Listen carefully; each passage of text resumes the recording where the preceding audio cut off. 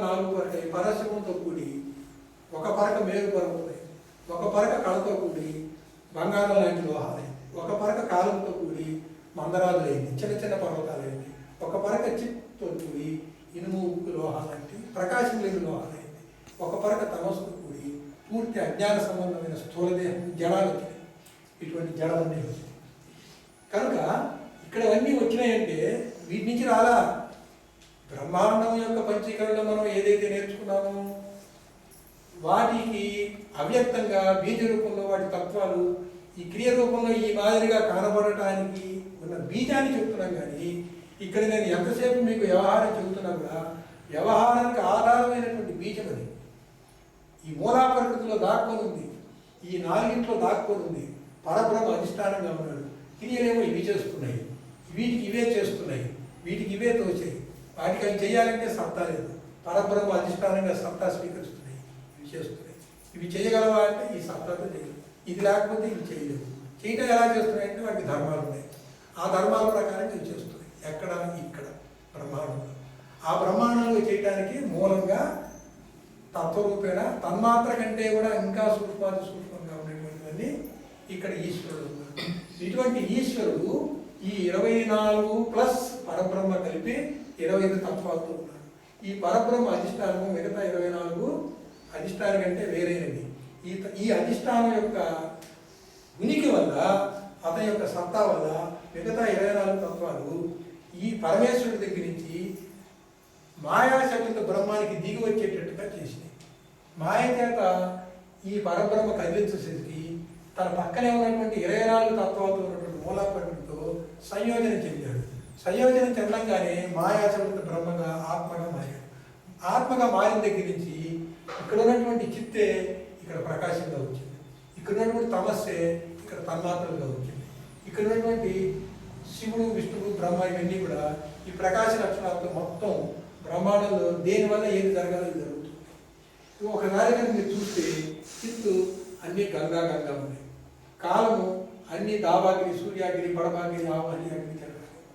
కనుక పరశివం నుంచి వచ్చినటువంటిది ఆకాశ పంచకంతో సమానం. జీవుల్లో ఆకాశ పంచకంతో ఏ గుణాలు ఉన్నాయో ఇవన్నీ ఈ పరశివం అనేటువంటి పంచకం ద్వారా ఇక్కడికి వచ్చినాయి.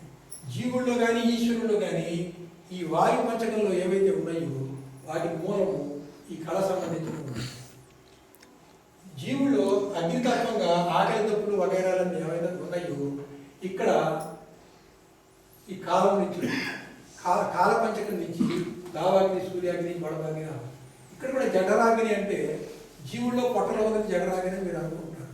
అందరి జీవుల్లో సమిష్టిగా ఉన్నటువంటి జఠరాగ్ని వైశ్వానరుడు. వైశ్వానర తత్వము పరమేశ్వరుడి దగ్గర కాలము తమస్సు కలిపి జఠరాగ్ని. ప్రతిదీ కూడా కాలము చిత్తు కలిసి ఆవహ్యాగ్ని, కాలము కలిసి వడదాగ్ని, కాలము కళ కలిసి సూర్యాగ్ని, కాలము కలిసి సూర్యాగ్ని, కాలము పరశివం కలిసి దావాగ్ని. ఎట్లయితే మనసు ఆకాశము ఈ వరుస వాయువు ఆకాశము రెండు కలిస్తే మనసు అయింది, ఆకాశము అగ్ని కలిస్తే బుద్ధి అయింది, ఆకాశము జలము కలిస్తే చిత్తమైంది. అదే మాదిరిగా ఒకదాంట్లో ఒకటి 5, 25 అయినప్పుడు ఆ యొక్క తత్వాలు వచ్చినాయి. వచ్చినటువంటి తత్వాలతో పరమేశ్వరుడు తయారయ్యాడు. ఆ తత్వాలు స్వరూప లక్షణంగా ఉన్నాయి. స్వరూప లక్షణంలో ఎవరు అనుభవం పొందలేరు, ఎవరు గుర్తించలేరు. స్వరూపం ఎప్పుడైతే వ్యాపకమైందో వ్యాపకంగానే అన్నీ గుర్తించాం. తమస్సు వ్యాపకమై ప్రపంచమైంది. ప్రపంచాన్ని అనుభవించేది ఏమిటి? ఇంద్రియాలు. ఇక్కడ ఇంద్రియాలకి పిండాండంలో ఉన్న వాళ్ళకి ఎవరి వల్ల వాళ్ళు అనుభవం పొందుతున్నారు? అధిష్టాన దేవతలు ఉంటేనే అనుభవం పొందుతున్నారు. అధిష్టాన దేవతలు ఎక్కడున్నారు? ఇక్కడ తమ రూపంలో, ఇంద్రియాల రూపంలో ఇంద్రుడు అనే పేరుతో ఉన్నాయి. ఆ విధంగా సకల వ్యవహారాలు జరగడానికి ఈశ్వర పంచీకరణలో తత్వరూపేణ ఉన్నాయి. ఈ తత్వాలన్నీ కూడా ఈ పరశివం చేస్తున్నాడా అంటే జీవ వ్యవహారానికి ఇంద్రియాలకి అధిష్టాన దేవతలు అన్నాం, అధిష్టాన దేవతలు ఇంద్రియాలకి పరమేశ్వరుడు అన్నాం. పరమేశ్వరుడికి ప్రేరణ ఎవరు? ఉన్నది పరిపూర్ణమే. పరిపూర్ణం ప్రేరణ లేకుండానే పరమేశ్వరుడు తానంతట తానే చేస్తున్నాడు. ఈ పరమేశ్వరుడే అఖండ ఎరుక. అఖండ ఎరుకలో ఇవన్నీ కూడా స్మృతి రూపంలో ఉన్నాయి. ఈ స్మృతి రూపంలో ఎప్పుడు జ్ఞాపకం వచ్చాయో అప్పుడు బ్రహ్మాండము సృష్టి జరిగింది. ఆ సృష్టి నుంచి పిండాన్ని దిగి వచ్చింది. వీడు మర్చిపోయి ఉంటే ఇట్లా అయ్యే ఉంది. స్మృతి రూపంలో ఉన్నది ఎప్పటికైనా జ్ఞప్తికి వస్తుంది. మీరు మర్చిపోయింది ఎక్కడికి పోతుందంటారు? మళ్ళీ జ్ఞాపకం వచ్చినప్పుడు ఎక్కడి నుంచి వస్తుందంటారు? ఒక విషయాన్ని నేను మర్చిపోయానంటే అది స్మృతిలో తెలియదు, నాకు జ్ఞాపకం లేదు. స్మృతి మళ్ళీ జ్ఞప్తిలోకి తీసుకొచ్చింది, నాకు జ్ఞాపకం వచ్చింది. మీరు కర్మలు చేస్తున్నారు, కర్మ వాసనలు వస్తున్నాయి. కర్మ వాసనలన్నీ కూడా స్మృతి రూపంలో ఉండి కాలానుగుణ్యంగా ఒక్కొక్కటి జ్ఞప్తికి వస్తున్నాయి. పరాశక్తి ప్రేరణతోటి జ్ఞప్తికి వస్తున్నాయి. నీకన్నా పరమైన దాంట్లోకి జ్ఞప్తికి వస్తున్నాయి. అలాగే ఈశ్వరుడు యొక్క ఇంద్రియాలన్నీ పరమేశ్వరుడు వల్ల ఇక్కడ వస్తున్నాయి. ఈ పరమేశ్వరుడు వ్యవహారం చేసేటువంటి ఇంద్రియాలు ఇక్కడ పరిపూర్ణం వల్ల రావాలి న్యాయంగా. దీనికి ఆధారం ఇది చెప్పినట్టు, దీనికి ఆధారం బ్రహ్మాండంలో ఈశ్వరుడు చెప్పినట్టు, ఈశ్వరుడికి ఆధారం పరమేశ్వరుడు చెప్పినట్టు, పరమేశ్వరుడు తత్వానికి ఆధారం పరిపూర్ణం కావాలి. ఇక్కడికి వచ్చేసరికి పరిపూర్ణమందు ఏదీ లేదు, పరిపూర్ణము పుట్టలేదు, పరిపూర్ణము మరణించలేదు, పరిపూర్ణం నుండి ఏది వ్యక్తం కాలేదు, పరిపూర్ణం నుంచి ఏది పుట్టలేదు. అది పుట్టలేదు, ఏది పుట్టలేదు, అది మార్పు చెందలేదు, ఏది మార్పు, దాంట్లో అవ్యక్తంగా ఏదీ లేదు. ఈ వ్యక్తమైన దానికి ఏది సంబంధం లేకుండా అందుకే ఈ గీతలు గడి కొట్టకుండా బయటకు ఇటువైపు వదిలేసి ఓపెన్. పరిపూర్ణం నుంచి ఇది రాలా, దీనికి ఇదే వచ్చింది. దీనికి ఇదే వచ్చిందంటే స్మృతి రూపంలో సర్వ జగత్తు యొక్క వ్యవహారాన్ని, సృష్టించిన లయ వ్యవహారం మొత్తాన్ని కూడా స్మృతి రూపంలో పెట్టుకున్నటువంటి పరబ్రహ్మమే ఇదంతా చేస్తుంది. పరబ్రహ్మకు ఆ స్మృతి జ్ఞప్తి వచ్చినప్పుడల్లా సృష్టి జరుగుతుంది, ఆ జ్ఞప్తి పోయినప్పుడల్లా లయం జరుగుతుంది. ఆ జ్ఞప్తే సృష్టికి కారణం ఉంది, అతను మరుపే సృష్టికి లయం అవుతుంది. ఈ ఎరుక మరుపులు రెండు ఉన్నాయి. ఈ పరబ్రహ్మలు ఎరుక మరుపులు రెండు ఉన్నది. మరుపైనా ఎరుకే, ఎందుకంటే మళ్ళీ ఎరుకలోకి వస్తుంది కాదు. ఎక్కడి నుంచి వస్తుంది? స్మృతిలో నుంచి వస్తుంది. స్మృతిలో నుంచి వచ్చినప్పుడు ఈ పరబ్రహ్మ కూడా లేకుండా పోవాలంటే నా యొక్క కర్తృత్వ ఇంద్రియానికి జ్ఞాపకం తీసుకెళ్ళాను. ఇందాక చెప్పినట్టుగా ఆ జ్ఞాత ఈశ్వరుడు సమిష్టి వ్యవహారం ఈశ్వరుడికి తీసుకెళ్ళాము. ఈశ్వర వ్యవహారం ప్రమాణ పంచీకరణలో చెప్పాము. ఆ ఈశ్వరుడు ఈ వ్యవహారం చేయడానికి మూలంగా ఆయనలో ఏ తత్వాలు ఉన్నాయో చెప్పాము. ఆ తత్వాలు పరబ్రహ్మ వల్ల జరుగుతున్నాయని చెప్పాము. పరబ్రహ్మ మరి ఎవరి వల్ల అంటే అక్కడ సమాధానం లేదు. పరబ్రహ్మ తనకు తానే చేస్తున్నాడు. ఎక్కడ చేస్తున్నాడంటే పూర్వ సృష్టి జ్ఞానం ఆయనకు ఉన్నది. అది చేయనప్పుడు స్మృతిలో ఉంది, చేస్తున్నప్పుడు జ్ఞప్తికి వచ్చింది. జ్ఞప్తి రాగానే వ్యవహారంలోకి దిగాడు. మూలాప్రకృతిలో జత కలిశాడు. మూలాప్రకృతిలో తత్వాలన్నీ వినియోగపడ్డాయి, అవే వినియోగపడ్డాయి. కనుక ఇక్కడ స్మృతిలో ఉన్నది అఖండ ఎరుకలో ఉన్నటువంటి స్మృతి అంత తేలిగ్గా పోదు. మనం అన్నీ పోగొట్టాం. జీవుల్లో కర్మ వాసన పోగొట్టాం, ఈశ్వరుల్లో కర్తృత్వం పోగొట్టాం. కర్తృత్వం అనేది ఎక్కడా లేకుండా తీసుకెళ్ళాం. చివరికి అధిష్టానం అనేటువంటి పేరుని పైకి పైకి పైకి తీసుకెళ్ళి పరబ్రహ్మ దగ్గర పెట్టాం. పరబ్రహ్మ అధిష్టానం అని చూస్తే పరబ్రహ్మలో ఏదైతే స్మృతి ఉందో అది జ్ఞప్తికి వచ్చినప్పుడల్లా వ్యవహారం జరుగుతుంది. మరి మరుపు వచ్చినప్పుడల్లా వ్యవహారం ఆగిపోతుంది. ఎరుక మరుపులు రెండు ఆయనలో అఖండ ఎరుక రూపంలో ఉన్నాయి. ఇప్పుడు ఏం కావాలి అంటే ఆ స్మృతి కూడా పోవాలి. స్మృతి ఎరుక మాటలో దాగి ఉంది. ఎరుక పోతేనే స్మృతి పోతుంది, కానీ ఎరుక అలాగే వచ్చి స్మృతి తీసేగానే పోతాడు. ఎరుక ఉన్నంతసేపు వ్యవహారం అంతా అవ్యక్తంగా కానీ వ్యక్తంగా కానీ తత్వరూపేణా కానీ వ్యాపక రూపేణా కానీ తప్పదు. ఆ తప్పనిసరి వ్యవహారం నుంచి బయటపడాలంటే ఎరుక విడిచి తీరాలి. ఎరుక విడవాలంటే 4 మార్గాలు ఉన్నాయి. జీవుడు స్థూల శరీరంగా ఉన్నాడు, సూక్ష్మ శరీరంగా ఉన్నాడు, కారణ శరీరంగా ఉన్నాడు. ఈశ్వరుడు సమిష్టిలో స్థూల శరీరంగా విరాట్ ఉన్నాడు, సూక్ష్మ శరీరంగా హిరణ్యగర్భుడు ఉన్నాడు, కారణ శరీరంగా అవ్యాకృతుడు ఉన్నాడు, మహాకారణ శరీరంగా మూలా ప్రకృతి పరమాత్మ ఉన్నాడు. ఈ మహాకారణ శరీరము దృక్కు, విరాట్ పురుషుడు యొక్క స్థూల శరీరము దృక్కు, హిరణ్యగర్భుడి యొక్క సూక్ష్మ శరీరము దృక్కు, ఈశ్వరుడు యొక్క అవ్యాకృత శరీరము దృక్కే. కనుక దృక్కులు జీవతనువులో 4, ఈశ్వర తనువులో 4 ఉన్నాయి.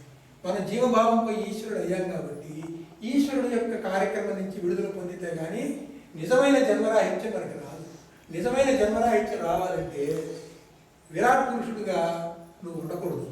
విరాట్ పురుషుడిగా ఉన్నటువంటి దృక్కుకి ఏది దృశ్యమవుతుంది? జగత్తంతా దృశ్యమవుతుంది. విరాట్ పురుషుడి బహిప్రజ్ఞ ద్వారా జగత్తంతా దృశ్యమవుతుంది. జగదృశ్యము పోవాలి అంటే ఒక ద్వాదశి చెప్పాము. ఏమిటి అంటే దృశ్యం అనేది లేదు, అంతా ఉత్తబట్ట బయలు. ఉత్తబట్ట బయలు ఏమీ లేదు అని చెప్పాం. దృశ్యం ఏమీ లేకపోతే విరాట్ ఉన్నాడా, శిష్యులు లేనటువంటి గురువు ఉన్నాడా, పేషెంట్స్ లేని డాక్టర్ ఉన్నాడా? వాడు డాక్టర్ అయినప్పటికీ డాక్టర్ వృత్తి చేయట్లేదు, వేరే వృత్తి చేస్తున్నాడు. విరాట్ పురుషుడు బహిప్రజ్ఞతో చేసే దృశ్యం ఎప్పుడైతే ఉత్తబట్ట వేరే ఏమీ లేకుండా పోయిందో, ఈ విరాట్ పురుషుడుగా లేకుండా హిరణ్యగర్భుడు పేరుతో ఉన్నాడు. హిరణ్యగర్భుడికి దృశ్యమైనటువంటి జగత్తంతా స్వప్నతుల్యమైనదంతా కూడా ఏమీ లేదు, ఉత్తబట్ట వేరు. ఈ మొదట చెప్పింది ఏంటంటే స్థూల ద్వాదశి. స్థూల ద్వాదశి ద్వారా ఏం జరిగింది? దృశ్యం లేనటువంటి దృక్కు మిగిలేదు. అటువంటి దృక్కు ఆ రకమైన దృక్కు కాకుండా వేరే దృక్కుగా పోవాలి. కాబట్టి వాడికి ఏం చెప్పామంటే స్థూల షోడశి చెప్పాం. ఏం చెప్పామంటే నీ శరీరము మూలం లేని గుర్తెరిగే శరీరం ఏమీ లేదు. ఆ రకంగా విరాట్ పురుషుడు పోయి హిరణ్యగర్భుడు కూర్చున్నాడు. హిరణ్యగర్భుడి యొక్క అనుభవం ఏదైతే ఉన్నదో ఆ అనుభవం అంతా అతనికి దృశ్యము. ఆ దృశ్యమైనదంతా కూడా ఉత్తబట్ట బయలు ఏమీ లేదు అన్నాం. హిరణ్యగర్భుడికి దృశ్యమైనదంతా ఏమీ లేకపోయేసరికి హిరణ్యగర్భుడు దృక్కుగా ఉండే అవకాశం లేదు. అప్పుడు హిరణ్యగర్భుడికి ఏం చెప్పామంటే సూక్ష్మ షోడశి చెప్పాము. మూలం లేని గుర్తెరిగే శరీరం ఏమీ లేదు అన్నాడు. అప్పుడు హిరణ్యగర్భుడు లేకుండా పోయాడు. అప్పుడు పోయి అవ్యాకృతుల్లో కూర్చున్నాడు.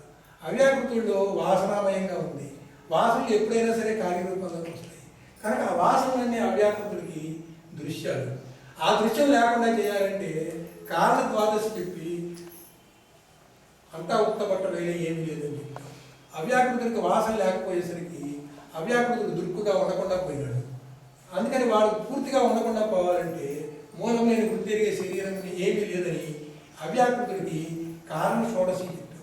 కారణ షోడశి ద్వారా అవ్యాకృతుడు లేకుండా పోయి పరమాత్మ అయిపోయాడు. ఈ పరమాత్మ అంటే ఎవరు? విరాట్ హిరణ్యగర్భ అవ్యాకృతుడికి తురీయ స్థితి, సాక్షి స్థితి, విలక్షణ స్థితి, సర్వవ్యాపక స్థితి, చైతన్యము, శుద్ధ ఎరుక. అటువంటి ఎరుక స్వరూపంగా ఉన్నటువంటి పరమాత్మ అష్టతనువుల్లో 8వ తనువు. జీవతనువులు 4 విడుదల పొందాం. మిగతా 4 ఈశ్వర తనువుల్లో 3 విడుదల పొందాం. 4వది పరమాత్మ. ఆ పరమాత్మ తనువు నుంచి విడుదల పొందాలి అంటే మహాకారణ ద్వాదశి చెప్పాం. మహాకారణ ద్వాదశిలో అక్కడ దృశ్యం నీకేది లేదు కాబట్టి నువ్వెక్కడ ఉన్నావు? దృశ్యం లేదని వాడు రెడీ అయిపోయాడు. మరి దృశ్యం లేని దృక్కు ఎక్కడ ఉన్నాడు అంటే అయోమయంలో పడ్డాడు. వాడికి కూడా మూలం లేని గుర్తిరిగే శరీరం ఏది లేదు అన్నాం. పరమాత్మ కూడా లేకుండా పోయాడు. పరమాత్మ కూడా లేకుండా పోతే ఏ అనుభవం లేని దృక్కు మిగిలాడు. ఏ అనుభవం లేని దృక్కుకి జ్ఞాపకం లేదు. జ్ఞాపకం లేని దృక్కుకి జ్ఞాపకం వచ్చే ప్రమాదం ఉన్నది. ఎందుకంటే జ్ఞాపకాలన్నీ స్మృతి రూపంలో ఉన్నాయి. స్మృతి రూపంలో ఉన్నది ఎప్పుడైనా సరే జ్ఞాపకం వస్తే వాడు మళ్ళీ వ్యవహారం దిగి మళ్ళీ ఈశ్వరుడి మళ్ళీ బ్రహ్మాండం వచ్చి మళ్ళీ పిండాండం వచ్చి మళ్ళీ మొత్తం గొడవంతా చేసుకుంటాడు. కనుక వాడిని విడుదల పొందించాలంటే ఇక్కడ ద్వాదశి షోడశులు పని చేయవు. ఇంత దూరం వస్తే ఆ శిష్యుడికి గురువుగారి మీద నమ్మకం, విశ్వాసం, ఈ తర్కం మీద చక్కగా ఫాలో అయ్యాడు. ఆ తర్కం అంతా నచ్చింది. దీన్ని నిరాకరించేటువంటిది అక్కడ దగ్గర ఏ సందేహం మిగలదా. అయినప్పుడు ఒకే ఒక సందేహం ఉంది. చెప్పిన దాంట్లో లేదు సందేహం, విన దాంట్లో లేదు, సాధనం లేదు. కానీ ఇంత ప్రయాణం జరిగిందంటారు, ఇదంతా లేదంటారా అని అడిగారు. లేదనే కదా చెప్పేదంటే ఏమోనండి, తర్కం అయితే బాగుంది, మీరు చెప్పింది నాకు ఒప్పుకున్నాను, అంగీకరించాను, మీరు చెప్పినట్టే ఫాలో అయ్యాను, నేను ఇక్కడ దాకా వచ్చాను. కానీ చివరికి ఒక సందేహం వేలాడుతూ ఉంది అంటుకొని. ఏమిటి ఆ సందేహం అంటే, ఇంత ప్రయాణం జరిగింది, ఇది అబద్ధం అంటారేంటి, ఇంత కష్టాలు పడ్డాం, ఇన్ని జన్మలు ఎత్తాను, ఎంత లేనిది మిథ్య అనుకున్నప్పటికీ ఏదో జరిగింది కదా, ఇది ఎంత జరిగిందండి అన్నాడు. అంటే పంచదశి చెప్పాడు. ఏమిటా పంచదశి? కళలో ఉన్నవి ఎలాగో అలాగే నీ కళలో ఉన్నవి నిజమా? మేలుకుంటే లేవు. కనుక ఇక్కడ పరమాత్మ అనేటువంటి అఖండ ఎరుక కళకంటూ ఉన్నాడు. కళలో ఇవన్నీ జరిగినాయి, వాడు మేలుకుంటే అవన్నీ ఏమీ లేవు. మేలుకున్న వాడికి కళా సత్యం కాబట్టి ఏమీ లేదు. మేలుకున్న వాడికి కళా సత్యం అంటే ఎరుకలో ఉన్నవాడు ఎక్కడ మేలుకోవాలి? ఎరుకలో ఉన్నంతసేపు కళ కాబట్టి ఎరుకలోంచి బయటపడితేనే మేలుకోవడం. ఎరుకలోంచి బయటపడటం అంటే ఎరుక విడవటం. ఎరుక విడిస్తే కానీ వాడికి గత్యంతరం లేదు. ఇంకా వాడికి స్థూల ద్వాదశి, సూక్ష్మ ద్వాదశి, మహాకారణ ద్వాదశి, షోడశికి చెప్పి ఉపయోగం లేదు. అక్కడ దాకా వచ్చేసాడు. అక్కడ దాకా తనువుతో ఉన్నాడు కాబట్టి వచ్చాడు. సాధన చేయాలంటే పనిముట్టుగా తనువు అవసరం. కాబట్టి తనువులన్నీ పోయి తనువులు పోయినటువంటి స్థితిలో ఉన్నాడు. తను ఉన్నటువంటి అనుభవం లేదు, తను లేనటువంటి అనుభవం లేదు. ఉన్న అనుభవాలన్నీ